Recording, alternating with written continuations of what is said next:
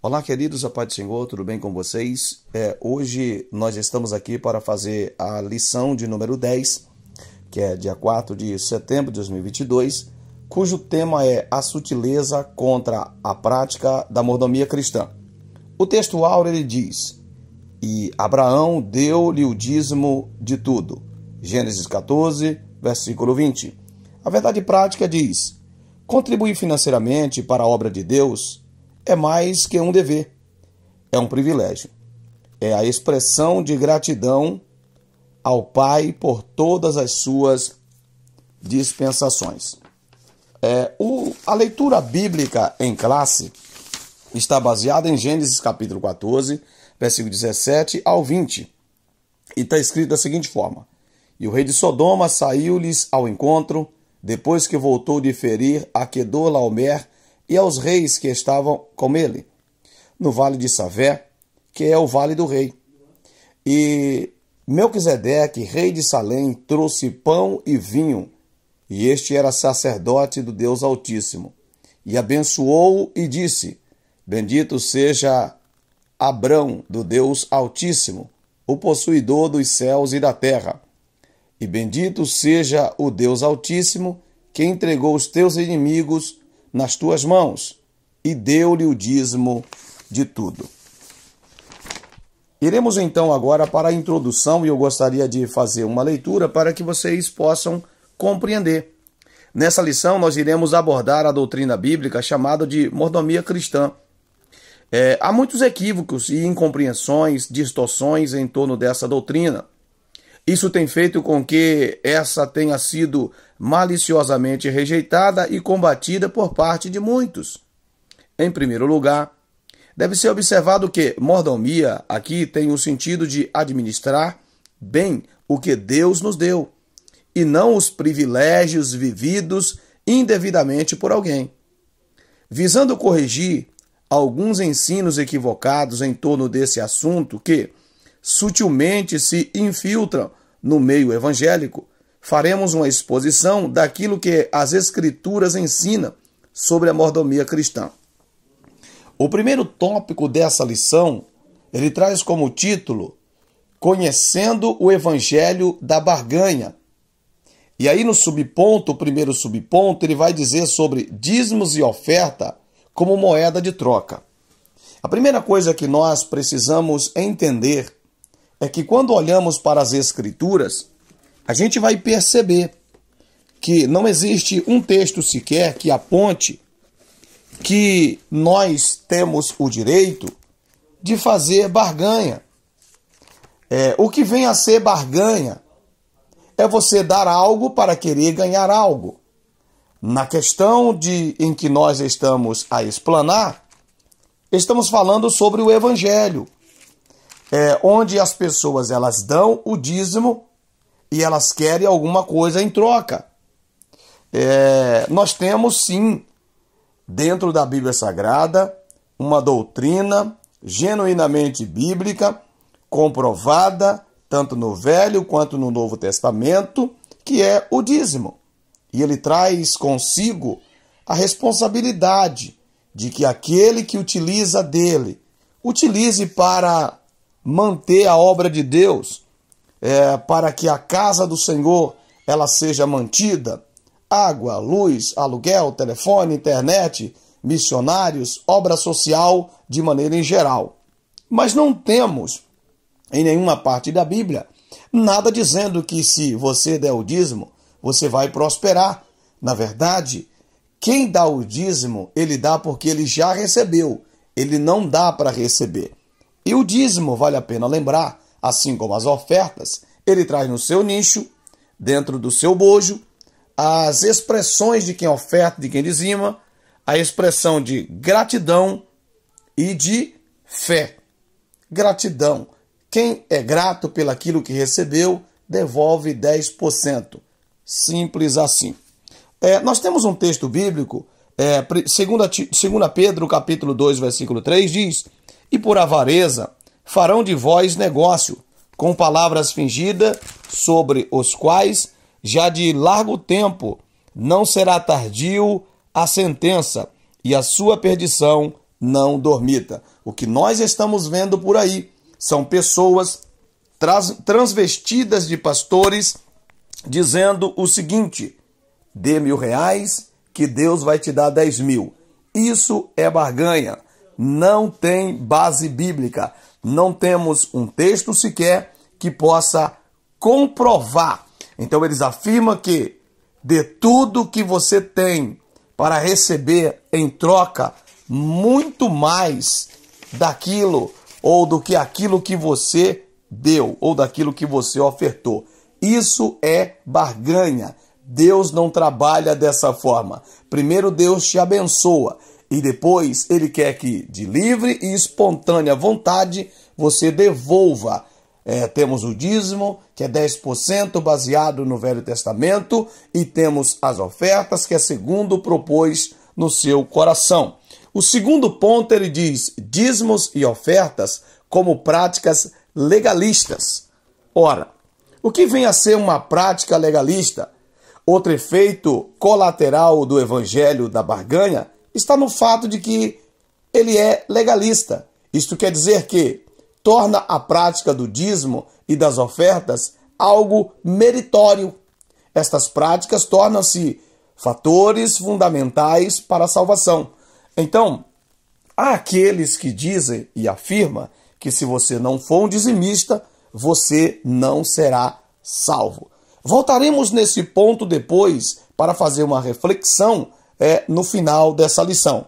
Mas o fato é que a salvação, ela não depende de mérito humano. Logo, ela não depende de contribuição, de dízimo e de oferta, visto que a salvação, o mérito é de Deus por meio de Cristo. Quando nós observamos o texto sagrado em 2 Coríntios capítulo 8, versículo do 1 ao 4, o apóstolo está dizendo assim, também, irmãos, vos fazemos conhecer a graça de Deus dada às igrejas da Macedônia. Como em muitas provas de tribulação, houve abundância no seu gozo, e com a sua profunda pobreza, superabundou em riqueza da sua generosidade. Porque, segundo o seu poder, o que eu mesmo testifico, e ainda acima do seu poder, deram voluntariamente, pedindo-nos com muito rogos a graça e a comunicação deste serviço que se fazia para com os santos. O apóstolo Paulo pede uma oferta e os crentes da Macedônia, ele abre o coração e eles dá muito mais, mas ele deu segundo propôs o coração de cada um deles. É muito importante que cada pessoa que vai fazer algo para Deus deve fazer primeiro tudo como para o Senhor. Depois, ele deve fazer de todo o coração, porque se não for de coração, Deus não recebe. Romanos 3:28 diz, concluímos, pois, que o homem é justificado pela fé, sem as obras da lei. Logo, a justificação não é por dízimo, por oferta, por sacrifício, nem por fogueira santa. O homem, ele é justificado única e exclusivamente pelo sangue do Senhor Jesus Cristo. Chegamos então ao final do primeiro tópico. E eu quero dizer o seguinte: a entrega dos dízimos e das ofertas não é barganha com Deus, nem prática legalista. Não é moeda de troca, dízimo não é moeda de troca e nem mecanismo para a salvação. Não é passagem para a vida eterna. Então vamos para o tópico de número 2, cuja o tema é a doutrina bíblica do dízimo sob ataque. O primeiro ponto, ele diz o seguinte: o dízimo era uma prática da lei. Ora, muitos se aproveitam daquilo que os maus obreiros ensinam e praticam sobre o dízimo para se eximirem desse dever cristão. A alegação mais comum dentre muitos outros que existem é que a prática do dízimo era um preceito mosaico. Vamos então ao texto bíblico de Gênesis capítulo 14, do 17 ao 20. E o rei de Sodoma saiu-lhe ao encontro, depois que voltou de ferir a Quedorlaomer e aos reis que estavam com ele no vale de Suavé, que é o vale do rei. Verso 18. E Melquisedeque, rei de Salém, trouxe pão e vinho, e este era sacerdote do Deus Altíssimo, e abençoou e disse: Bendito seja Abrão, do Deus Altíssimo, o possuidor dos céus e da terra. E bendito seja o Deus Altíssimo, que entregou os teus inimigos nas tuas mãos e deu-lhe o dízimo de tudo. É importante ressaltar aqui que a lei não está presente em Gênesis. A lei inicia-se a partir do livro do Êxodo. Então, dizer que dar o dízimo é um preceito mosaico porque é da lei, é afirmar que Abraão estava sob a lei. A promessa ela vem antes da lei. E Abraão, que é o pai da fé, ele dá o exemplo e ele também leva ali o dízimo e entrega.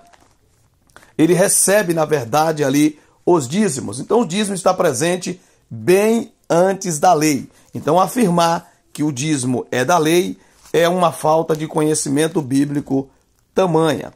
E vamos então mais um texto bíblico em 1 Timóteo, capítulo 6, versículo de número 10, o qual está escrito da seguinte forma: porque o amor ao dinheiro é a raiz de toda espécie de mal, e nessa cobiça alguns se desviaram da fé, transpassando a si mesmo com muitas dores. É muito importante a gente também notar que, apesar de o dízimo não ser moeda de troca e o dízimo não ser algo que venha salvar as pessoas e também levá-las à perdição, a Bíblia ela condena a prática da avareza. Então é importante porque muitas pessoas não contribuem por conta da sua avareza. E a avareza é uma prática condenada nas Escrituras. E nós iremos até ver qual é a classe que o apóstolo Paulo depois ele encaixa a questão da avareza.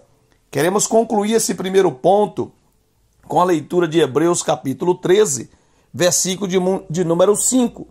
Sejam vossos costumes sem avareza, contentando-vos com o que tendes, porque ele disse: não te deixarei e nem te desampararei. Então Deus já fala aqui nesses textos em que lemos contra a avareza. Ponto de número 2, o dízimo como contribuição imposta. É importante perceber que o dízimo ele não pode ser imposto.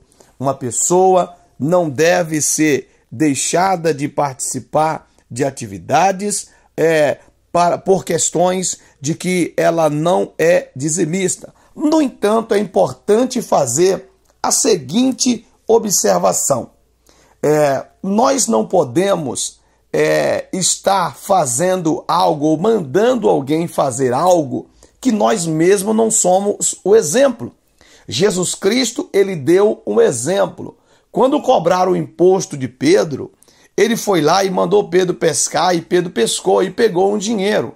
E ele disse: vai lá e paga esse imposto, paga por você e paga por mim. E ele diz: dá a César o que é de César e a Deus o que é de Deus. Então é muito importante que aquele que está servindo ao Senhor e ele vai estar à frente para falar alguma coisa, ele precisa falar daquilo que ele tem conhecimento, daquilo que ele faz.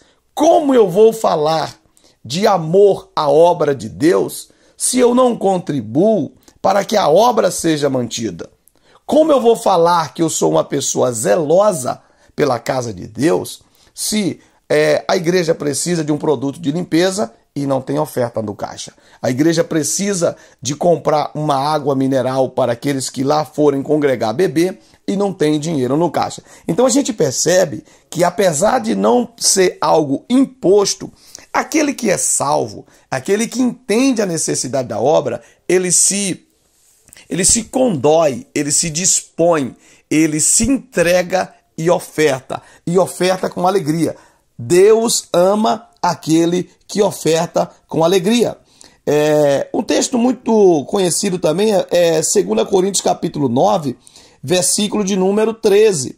Vocês não sabem que os que prestam serviços sagrados se alimentam do próprio templo e que os que servem ao altar participam do que é oferecido sobre o altar? Aí vamos prosseguir um pouco mais.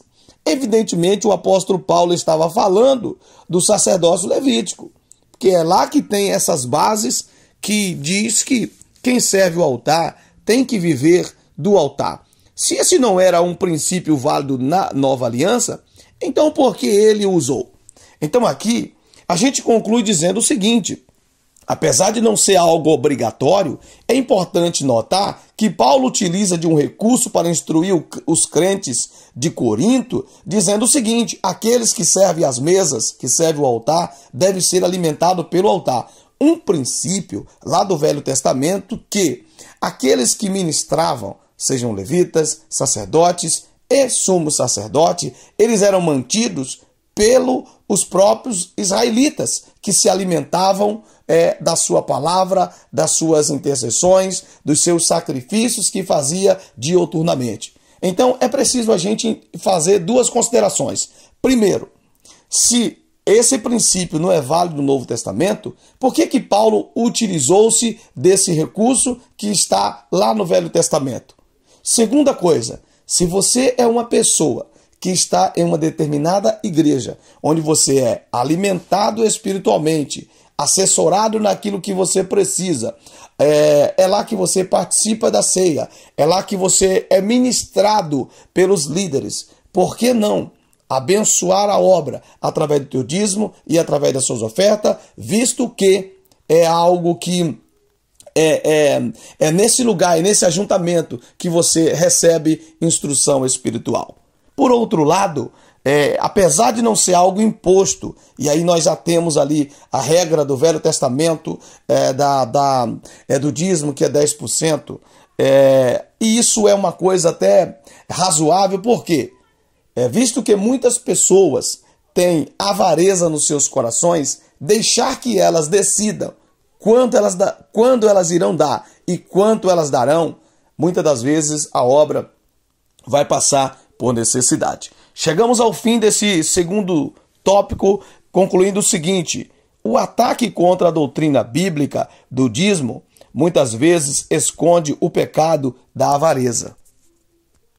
Seguimos então para o tópico de número 3 e o último tópico, a doutrina bíblica da mordomia cristã. E a primeira coisa que vamos destacar é que mordomo, ele é um administrador de bens alheio. E seguindo o texto ele vai dizer o seguinte: o primeiro princípio básico da doutrina da mordomia bíblica está no fato de que Deus é criador e provedor de tudo. Do Senhor é a terra e a sua plenitude, o mundo e aqueles que nele habitam. Salmo 24, verso 1. O Deus que fez o mundo e tudo que nele há, sendo Senhor do céu e da terra. Atos 17, 24. Tudo que existe no mundo, incluindo todas as suas riquezas, foi criado por Deus. Tudo de bom que existe provém dele. É Deus, portanto, a fonte de toda e qualquer riqueza que porventura o homem venha a possuir. Esse princípio é claramente ensinado por Moisés. Lembrem-se do Senhor seu Deus, porque é Ele quem lhe dá força para conquistar riquezas.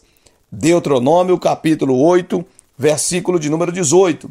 Moisés está asseverando veementemente que é Deus quem dá riqueza para os homens conquistar. Então os homens não têm absolutamente nada. Tudo é de Deus. A bênção do Senhor é quem enriquece e ela não nos acrescenta dores. Provérbio de número 10, verso de número 22. Ser dizimista e ofertante nada mais é do que reconhecer o Senhor como a fonte provedora de tudo. Ora, se somos administradores de bens alheios, sabemos que Deus foi quem criou todas as coisas. É muito afirmar que uma forma de gratidão é devolver a 10ª, seguido de oferta, obra social, para que outras pessoas sejam beneficiadas. Deus nos entrega 100%, pede 10% e nós temos 90% para usufruir. É importante que a Bíblia não é contra a riqueza, mas ela diz que o amor ao dinheiro é a raiz de toda sorte de males. O amor ao dinheiro quer dizer avareza.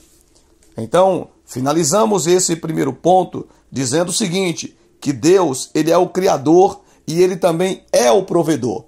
E nós, como forma de reconhecer que ele é o Deus Criador e o Deus provedor, precisamos lembrar de devolver essa pequena parte como forma de gratidão. Seguimos então para o ponto de número 2 e último ponto, a qual diz assim, o homem como despenseiro e administrador das coisas de Deus. É importante nós percebermos que o despenseiro é aquele que reparte, é aquele que faz de maneira minuciosa.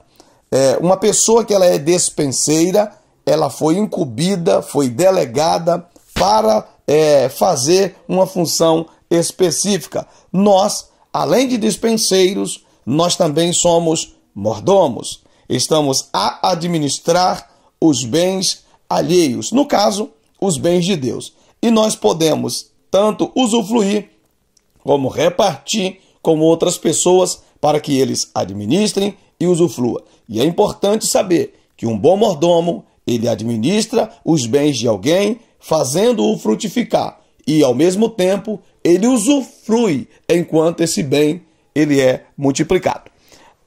Quero deixar uma reflexão aqui dizendo o seguinte, um outro princípio igualmente importante no que acontece a mordomia cristã está no fato do homem ser despenseiro das coisas que Deus criou. Esse fato já aparece no início da criação, quando Deus criou o jardim e pôs o homem para cuidar dele. Gênesis 2, verso de número 15.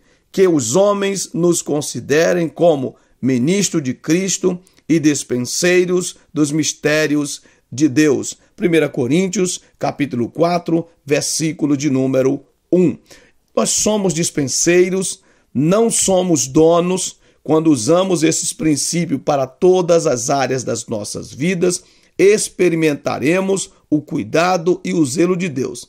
Escrevendo aos Coríntios, o apóstolo Paulo advertiu que os injustos não herdarão o reino de Deus. 1 Coríntios, capítulo de número 6 e o verso de número 9. E nós iremos refletir sobre esse ponto. Agora, veja bem, ele põe na lista como sendo injustos as seguintes pessoas, ou a seguinte categoria: imoralidades, idolatrias, isso é característica de injustiça, idólatras, adúlteros, afeminados, homossexuais, ladrões, bêbados e, por último, avarento. Está registrado em 1 Coríntios, capítulo 6, versículo 10.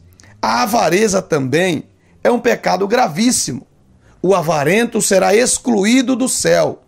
O apóstolo advertiu a Timóteo que o amor ao dinheiro é a raiz de toda sorte de males. 1 Timóteo, capítulo 6, versículo 10. E aqui eu vou fazer as seguintes considerações. A doutrina bíblica da mordomia cristã está fundamentada em Deus como provedor e o homem como seu despenseiro, como aquele que administra algo que não é seu e que vai prestar-lhe conta.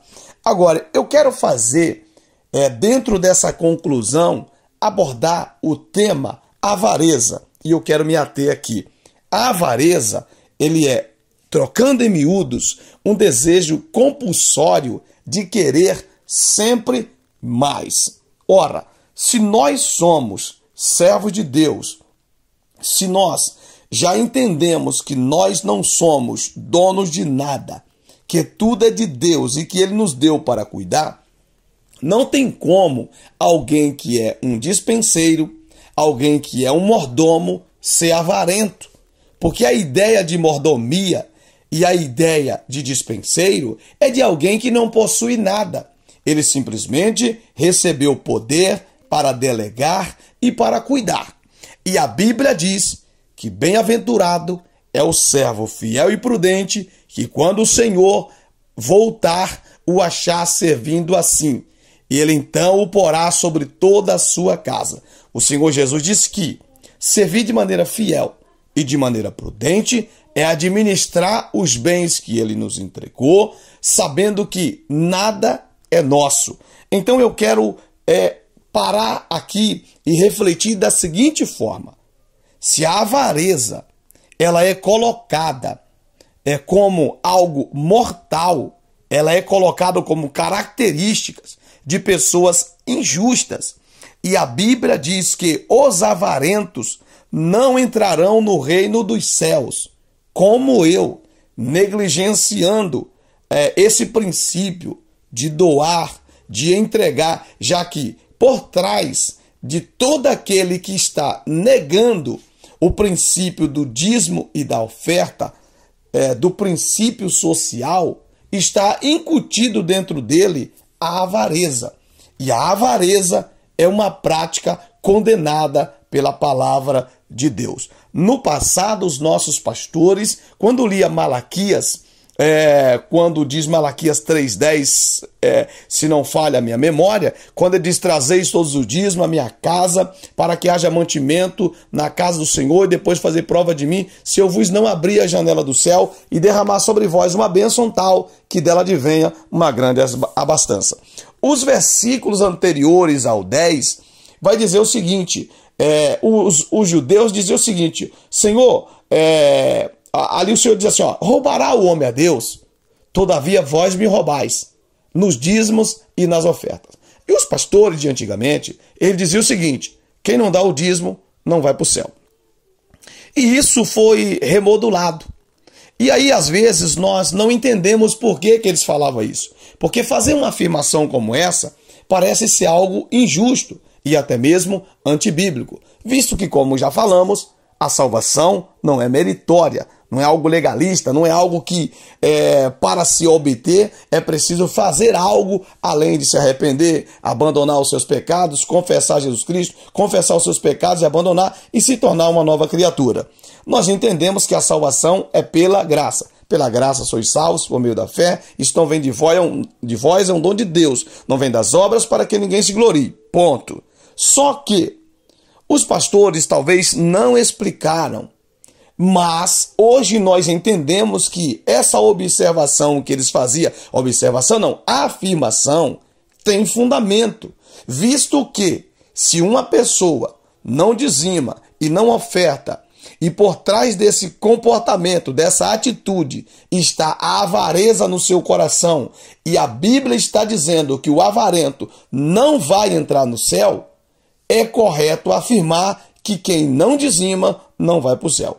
Agora, eu não tenho como julgar alguém se ela não está dando simplesmente porque ela não está contente ou porque ela é de fato uma pessoa avarenta. No entanto, é importante observar, precisamos ficar alerta, pois no ato de não ofertar, eu estou dizendo, eu não sou grato a Deus pelo que Ele me deu. Olha, eu não sou amoroso para com a obra. Eu não quero que a obra cresça. Observe que a gente fala mais quando a gente não fala nada. Quando a gente não fala nada, a gente diz muita coisa, porque as ações diz muita coisa a respeito de nós mesmos. Então, que nós possamos guardar essa palavra em nosso coração e que nós possamos ter amor e zelo pela obra de Deus e não caiamos no conto do vigário, não caiamos na armadilha do mundo, que com a sua sutileza eles vêm pregar que a prática de dar o dízimo é uma prática velha, ultrapassada. Mas a Bíblia diz que Deus não muda. E se Deus não muda, a sua obra também não pode mudar. E a obra de Deus, para se manter viva, ela depende de contribuições. Ela depende de pessoas ajudando para que outras pessoas sejam ajudadas, sejam alcançadas em todos os níveis. Guarde essa palavra no teu coração para que a sua vida ela seja edificada. seja fiel até a morte para obter a coroa da vida. Deus abençoe.